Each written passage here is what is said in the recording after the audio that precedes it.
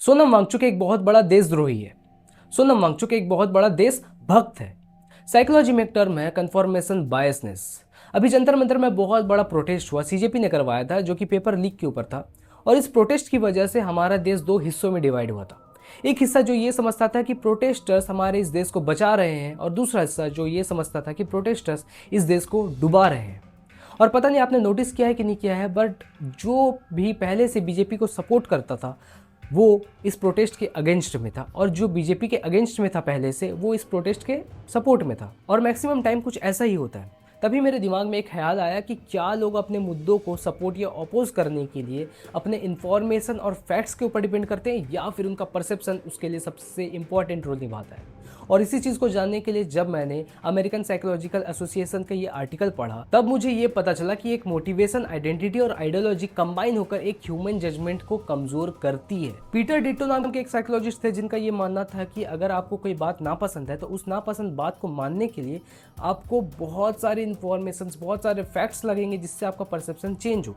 लेकिन अगर वही आपका किसी चीज़ में, किसी टॉपिक में परसेप्शन ऑलरेडी बना पड़ा हुआ है, उस बात को मनाने के लिए आपको बस एक वर्ड लगेगा और आप कहेंगे हाँ भाई आप बिल्कुल सही बोल रहे हो। और इसी को हम कहते हैं कन्फर्मेशन बायसनेस। यही सेम चीज़ इस प्रोटेस्ट में भी हो रही है।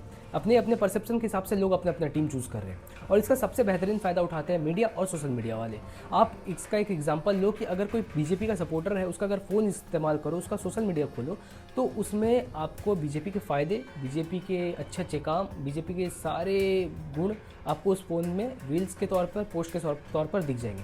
वही ठीक इसका उल्टा होगा अगर कोई ऐसे इंसान का फ़ोन चेक करो जो बीजेपी को सपोर्ट नहीं करता है, तो आपको बीजेपी के सारे नुकसान, सारे उसके जो कर्मकांड उसने किए हैं, सब उसके फ़ोन पे दिखेंगे। तो बेसिकली आपको वही सारी इन्फॉर्मेशन प्रोवाइड की जाती है जितना आप अपने परसेप्शन के हिसाब से जानना चाहते हो। सो बेसिकली प्रॉपर इन्फॉर्मेशन आपको कभी मिलती ही नहीं है। और बाकी तो इंडिया का लेजीनेस तो खैर छोड़ ही दो, वो अलग ही लेवल पे, पढ़ने वाले तो कोई है नहीं। और 7 सेकंड का तो रील स्क्रॉल करना है, नीचे डबल क्लिक करना है, ख़त्म वहाँ पर बात।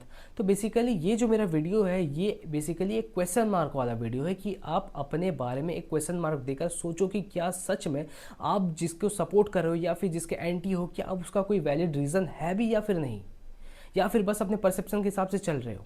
ये क्वेश्चन मार्क है जो अपने ऊपर लागू करना चाहिए। और बाकी बच्चा 7 सेकंड वाला वीडियो तो यार वो सच में बहुत ख़राब चीज़ है। छोड़ो यार ये सब फालतू रील देखना। 7 सेकंड थाला फॉर रीज़न। बाय।